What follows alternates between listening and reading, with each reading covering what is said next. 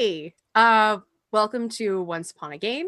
I am your facilitator for this evening. I'm Kirby, and what this is a one-shot role-playing variety show. Every week, Eric invites a bunch of people on to run a storytelling game. Usually, not a lot of prep and stuff, so it's highlighting the magic of collaboration and play and how by the end of the show, we've created this awesome story from nothing. Um, and with me tonight to help me make that happen, we have our players. So let's start with Mark. If you could let us know who you are, your pronouns, and where we can find you online and stuff. Hi, my name is Mark, he, him, and you can find me on Twitter at MDIEHR. Cool. Sam? Hi, I'm Sam. My pronouns are she, her, and you can find me on Twitter at Passerins like the bird. Cool. Takuma? Hi, I'm Takuma, he, him. I'm on Twitter at Takuma_Okada_. Cool. And I am Kirby T. Tandler. My pronouns are he, they, and you can find me online at Fancy Rectangles. So tonight we are playing a game called Power and Responsibility, which is by Stu Digital Raven Wilson, which is based on a game called Lasers and Feelings by John Harper, which is based on a song also called Lasers and Feelings by the Double Clicks. So it all connects. It's great. It's like True Detective. So the way that this game works is you have one stat. It's a number. We have a scale from 1 to 6, as you can see here on the sheets. And whichever number you pick, I think it's between 2 and 4, determines whether your character is more adept at being powerful or whether they're more focused on responsibility. And when the dice roll, you're going to want to get either above or below your number depending on how you're rolling. So it's really easy to keep track of. So let me just read from the rules here real quick. All right. And for the rest of you, I put the rules in a handout in Roll20. It's just the PDF just in there. So if you don't have it otherwise, you can find it there. Good, I super didn't have it up. It's cool. So, Power and Responsibility. You are the world's mightiest heroes, a pantheon of paragons who use your incredible powers, knowledge, and skills to save the world from the kind of insane threats that show up in a world of jet-powered apes and time travel.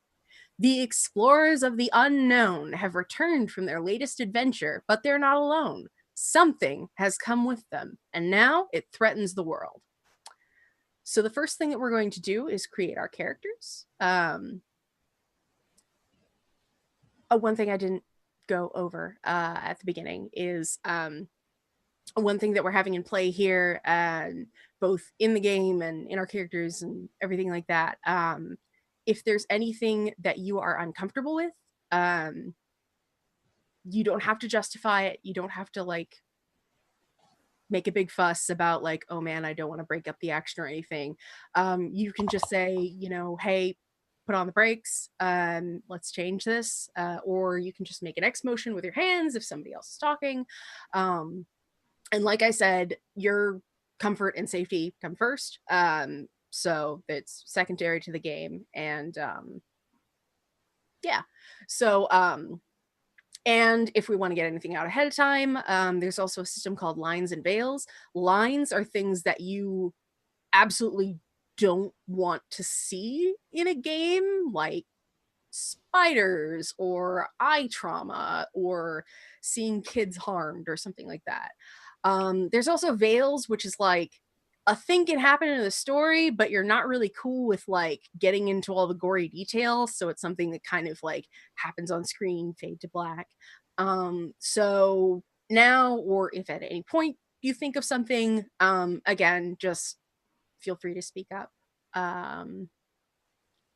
So yeah, for example, one of the lines I'm putting here is, "We're not putting any kids in danger." One of the veils is eye trauma and choking. So those are off.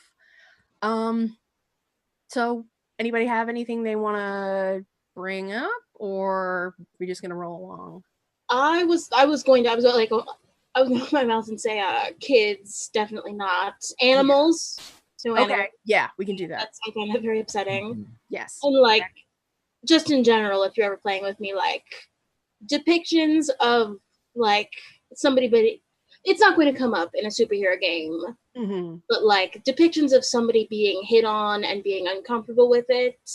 Oh yeah, no, it's not. That's something I super don't like to go through in games. Yeah, absolutely. Cool. Anybody else?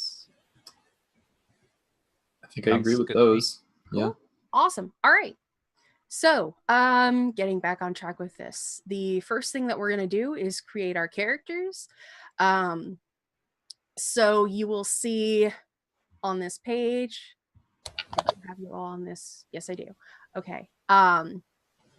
You can choose. I guess Sam, put your stuff here.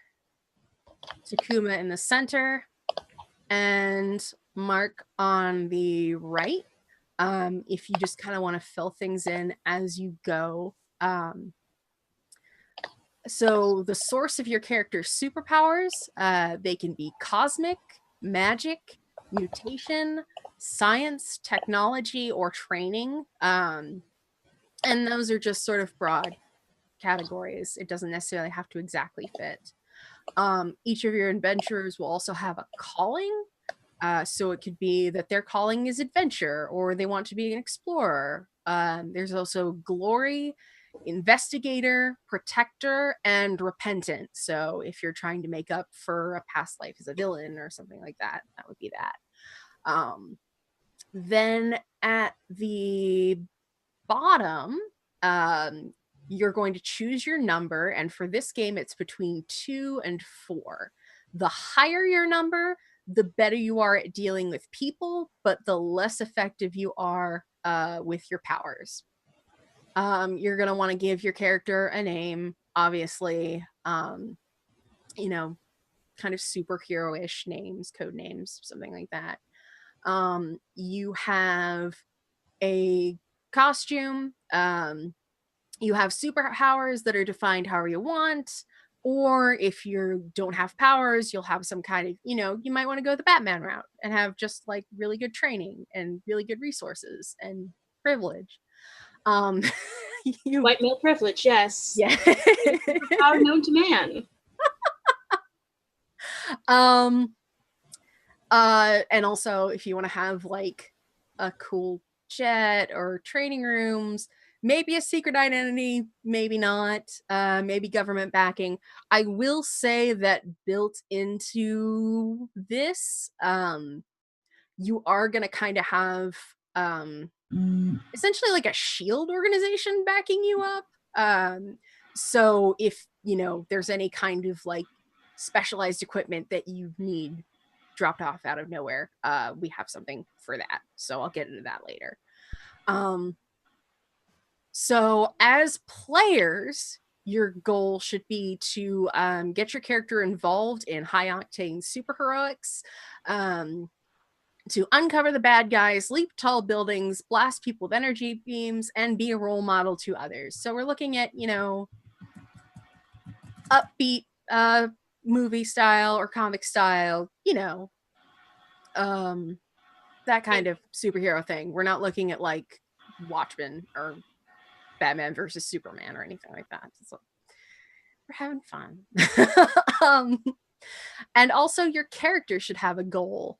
So you can create your own, or they have a few examples to choose from, such as atoning for past sins, fixing something, protecting humanity, saving the world, uncovering the truth, or your goal could just be to be awesome. And with your number, these boxes here, you can actually move them to the number that you want. Ooh. So I believe you should be able to interact with it. If not, let me know and I'll just drag it. Because Roll20 sure is a thing. Yeah, I can't click on it. I can't do it, yeah. Okay. Yeah, if it's just a box, I don't think you can make it movable by other people. Oh, well, that sucks. No, it's bullshit. Yeah. Yeah. Okay. Yeah. Come It's a on, full Roll20. I know that mine is 4. No, wait, no. Your number is 4? Okay. Wait, no. Which one is? Um. Oh yeah, you can circle it. Duh. Yeah, no, mine's definitely 2. 2? Okay. 2? Yes. Yeah. Okay. I lied to you. I lied to you. I think I'm actually probably a 2 as well. Okay. Don't sell yourself short, darling. You're at least a 7. Oh, hun. You're also a baby, and I can't talk to you like that.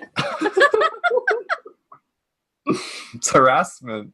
I'm so sorry. I'm going to old lady space jail. All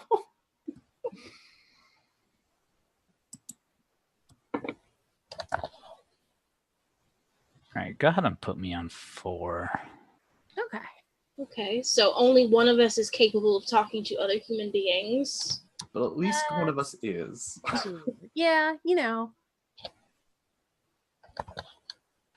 All right. So I know, Sam, you seem to have the most concrete idea going in. Yes. So while you're filling this stuff out, if you kind of want to give us, I don't know, give us the idea of what your character's about. Oh yeah.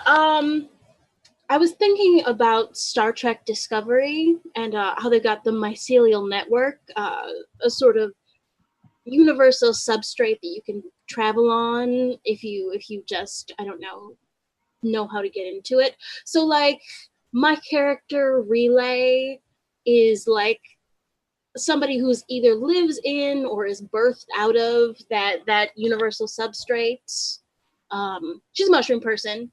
Cool.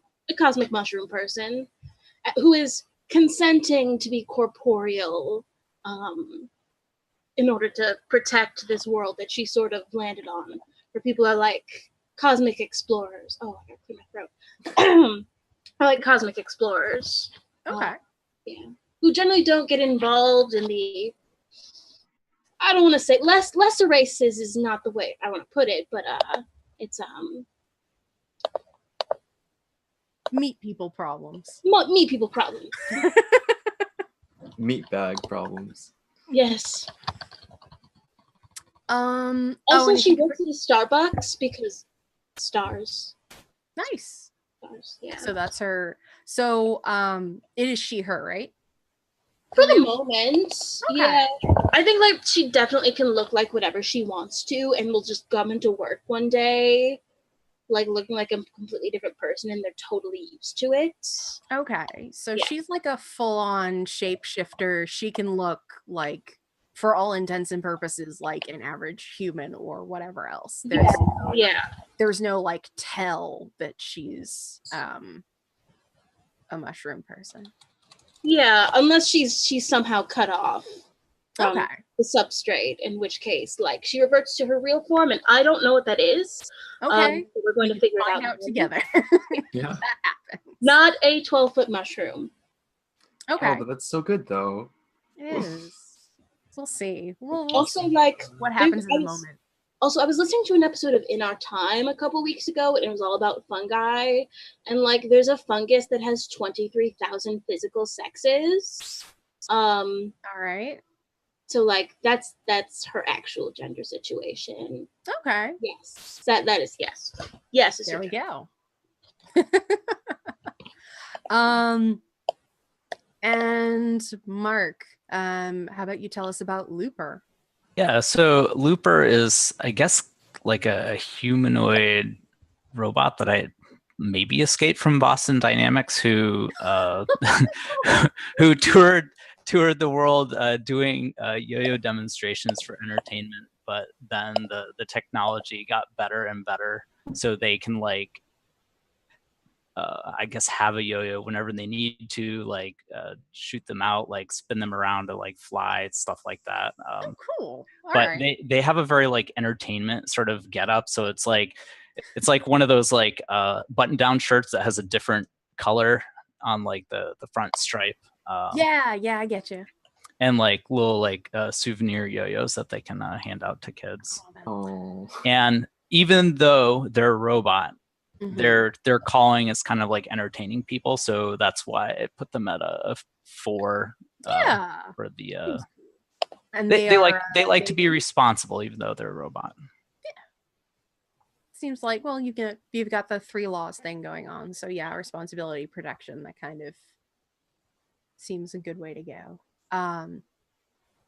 And for Looper, you were saying they them? Yeah. Okay. Cool deal. And Takuma, what you got? I'm liking what you have typed in. Tell me more. I mean, I'm totally just kind of ripping off Sister Grimm at this point, but I'll make some changes. I'll make some changes, definitely. But yeah, Morgan's a goth witch with. I think I'm gonna change it from a staff to a spell book, probably. Nice. As her power source. I'm still trying to figure out the other 2 things, but it's cool. Yeah. What kind of magic is it? Is it like extraplanar? Is it like deal with the devil? I think there's definitely. I think the book is something her parents got from a deal with a demon. Okay. And then it's the whole like you can only use each spell in this book once type deal. Oh, I Yeah. like that. Okay. Yeah. Cool. All right. So more about I guess the general group dynamic.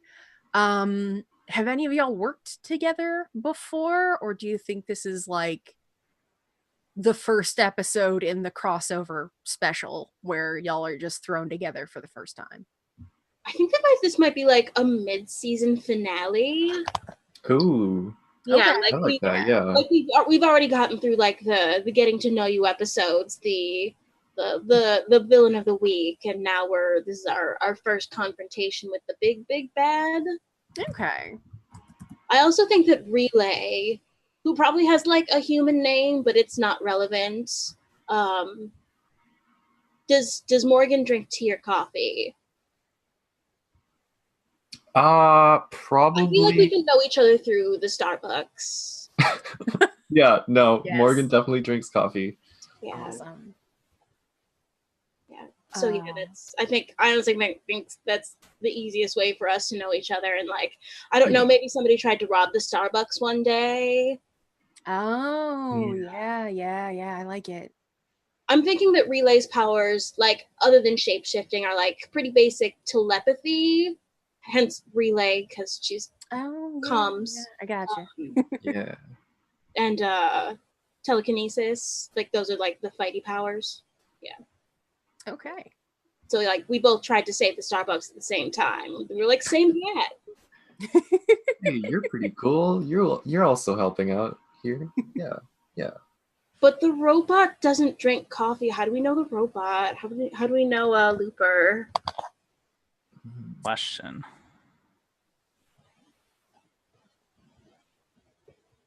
Well, like I said, there is that kind of umbrella organization as backup. So it may be that y'all have been on like 1 or 2 jobs together before. Mm-hmm. So we just got stuck together. Mm-hmm. Like, we see that 2 superheroes have teamed up. You can't go out in 2s. It has to be 3s. Them's the rules. Right, for safety. Of course. Yes. And, liability. Buddy system. Et cetera, et cetera. Yeah, of for course. insurance purposes. Exactly. I'm sure Looper has like a hot water dispenser somewhere on their chassis anyway. So. It's exactly 190 degrees. Oh, perfect. For French press, yes. Nice. So the umbrella organization is called Parasol. There was an Wow. acronym that went with it a long time ago, and it's since been lost to time, and because it's just easier to say parasol. And the people that you work with through Parasol, you have your sort of main source of field support.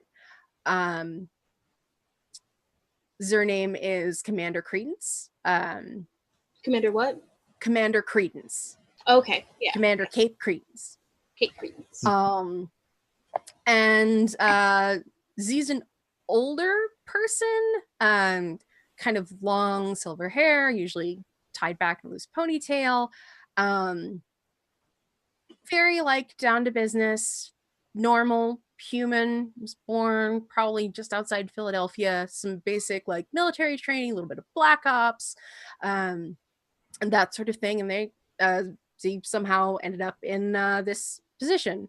And again, Z's on the older side. As for like build, kind of like Santa Claus, that level of round.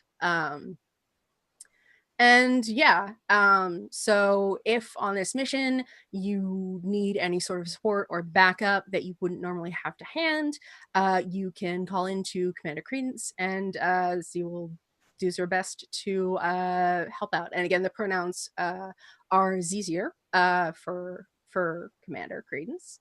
And also supporting Parasol is Randy, who's a research and development AI. Who uses he him pronouns, and he looks like a cat boy. Okay.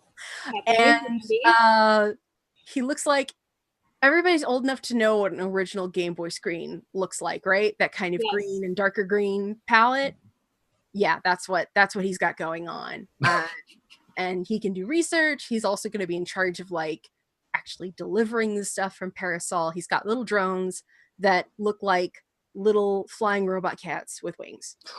They're really good. So let me go ahead and set the scene. You are in Star City, and things have been kind of weird for the past week. You know how the atmosphere gets when you're really certain it's probably going to storm in the next hour or two, and you're just kind of like waiting for it to get over with. It's not really hot. It's not really humid, which is weird. It's heavy. Yeah, it's definitely very heavy. And, you know, sometimes this will happen for 1 or 2 days. This has been going on for a week. And finally, you see a flash in the sky.